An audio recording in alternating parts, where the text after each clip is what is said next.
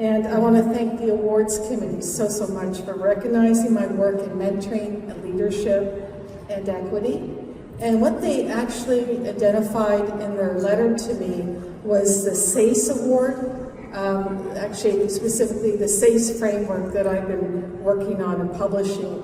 It's SACE, which stands for Support, Accessibility, Collaboration, and Equity, which makes equity the center of mentoring and induction and so forth. So they called that out in their letter.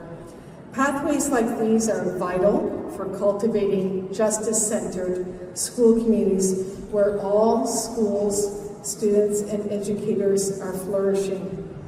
I also want to thank, I'm thanking Deidre Johnson for her leadership and her spirited contribution to my 2022 UCA Presidential Planning Committee. She made such a difference.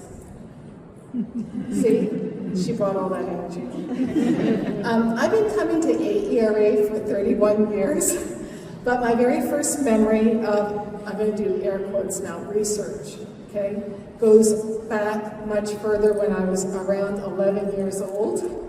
When I was about 11, serving as my dad's unofficial field experiment at circuses and fairs across Ontario, he would march me up, to those guess my weight and age booths. And he seemed like a proud scientist to me in retrospect, unveiling his latest discovery. It was me. And the guesser, who was usually an older man with great confidence and very questionable calibration, would inevitably peg me as far younger than I was. And just like that, my dad would walk away with a small fortune and triumphant air of someone who had cracked the code of carnival economics.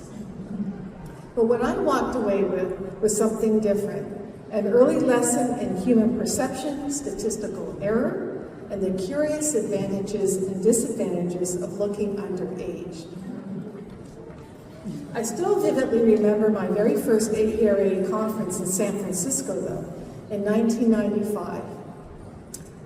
That's where I spoke on teaching as artistry. And my most unforgettable moment there, though, was meeting Dr. Bill Keeley, who would become my life partner. Bill is the kind of person who wakes up ready for the day. He's singing and he's cooking and he's radiating joy, but I'm the kind of person who wakes up wondering what my dreams were trying to tell me. He's my best friend, a multi-talented artist and terrific problem solver who shares his times and gifts with extraordinary generosity.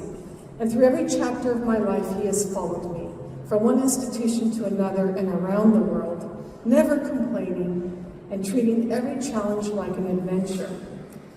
And like you, my dear colleagues, however, I'm switching to a serious topic. I feel the profound urgency and responsibility of sustaining the word, the concept, and the beloved democracy. As educators and leaders, we help create the conditions where all people can live, learn, and lead with dignity. Our programs don't just prepare leaders, they help shape civic life.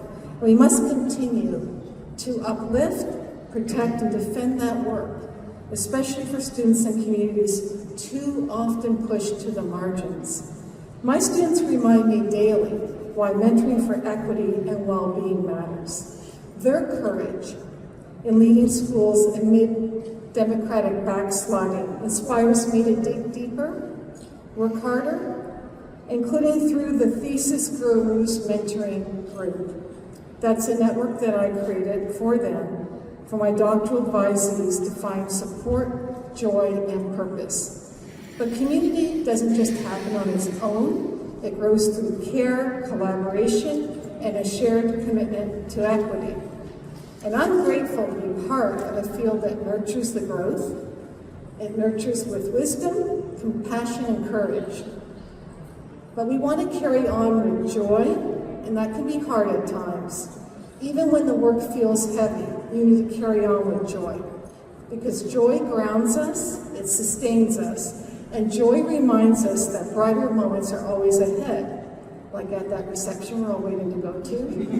And may this conference inspire what comes next. And thank you all. I'll see you at the reception.